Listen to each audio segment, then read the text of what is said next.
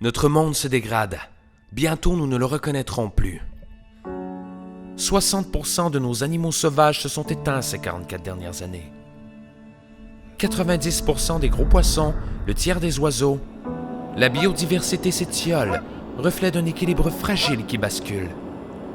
Notre monde, rassurant par ses espaces immenses et intacts, se dégrade, s'effrite et disparaît à jamais.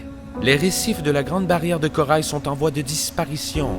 Nos océans subissent une hausse de température sans précédent, menaçant les espèces qui y habitent.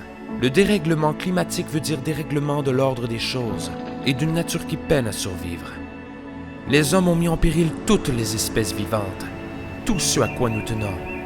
Il y a tant de choses à sauver, tant de beauté à épargner. De l'air pur et de l'eau qui se boit à la source, des fleurs parfumées par milliers de printemps, le passage des saisons, la moisson qui revient en quiétude. Des contrées sauvages, vierges comme la neige blanche, et de la verdure qui se dresse malgré le désert. Les défis sont vastes, incommensurables. Mais si nous voulons protéger ce qu'il y a de plus sensible, si nous espérons voir des générations dans notre sillage, nous devons respecter la science et la défendre mordicus. Le temps presse.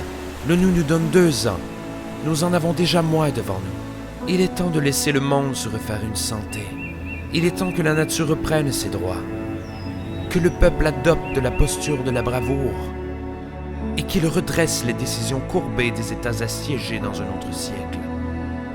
Ça suffit de laisser s'écrouler ce qui n'a pas de capital.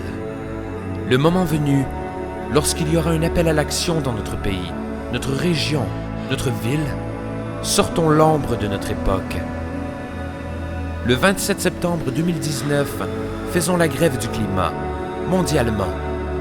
Pour la suite du monde, pour la suite de nous, soyons du bon côté de l'histoire.